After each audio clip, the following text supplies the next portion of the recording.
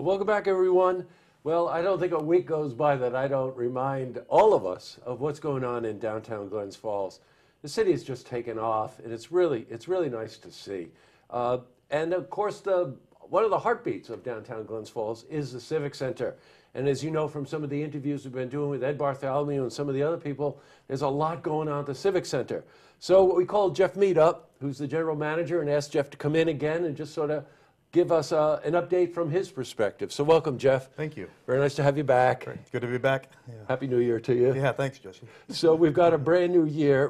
When you were here last, we were discussing some of the things that were being done because of the grant that you received, that $675,000 grant, something like that, right? Which came from Capital District Economic Development, correct? Correct. And let's just review that. What some of the changes that happened to Civic Center as a result of that grant? The 675 grant, we were able to replace all the arena lights in the building. We installed Wi-Fi throughout the arena, including Heritage Hall and downstairs. December 31st, we lit up our brand new marquee out on Glen Street. And then this summer, we're going to install new audio throughout the whole arena to replace the current system. So that's the $675,000 grant. You know, when you were here last, the word you used, which really stuck in my mind, was that they were modernizing the arena. And if you ever think that it needs to be modernized, you realize that a lot of the people that come in, the promoters, whether it's sports or concerts or whatever, they take a look at the locker room, they take a look at the green rooms, they take a look at the audio system, they take a look at the video, they take a look at everything in making a decision whether or not they're going to take that artist or bring that team into that city. Yeah, that's where you're competing. Absolutely, yeah. Obviously, you know, Binghamton and Utica got some big grants in the last couple of years, but the Civic Center really hadn't been upgraded truly since 1979.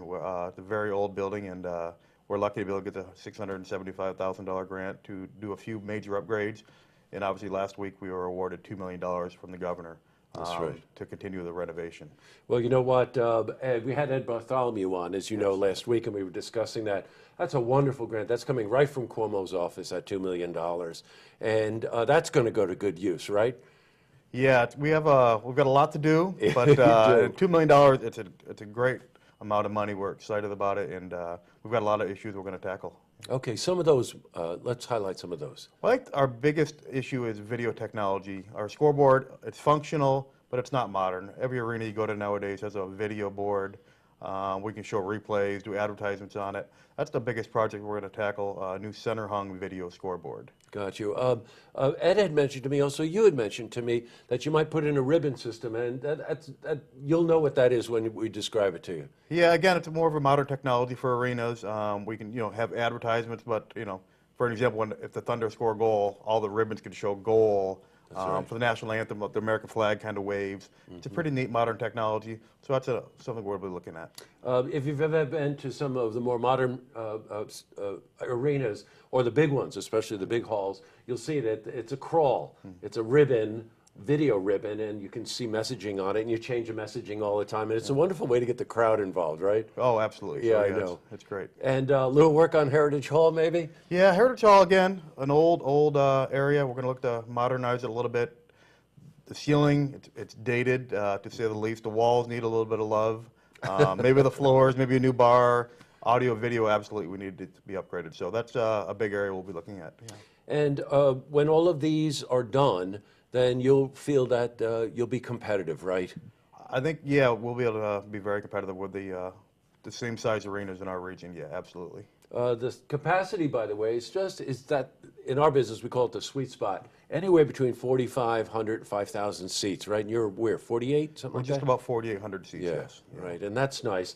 That's big enough so that you really feel that you're part of the excitement when you're in that hall when it's full.